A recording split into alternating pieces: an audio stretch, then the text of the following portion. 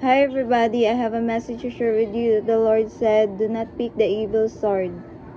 Do not pick the sword of darkness. Pick my words, pick my sword, which is the word of mine.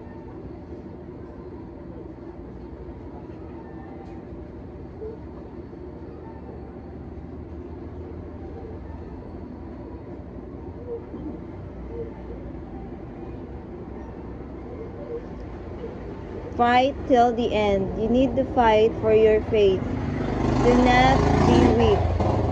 Do not be overcome by evil.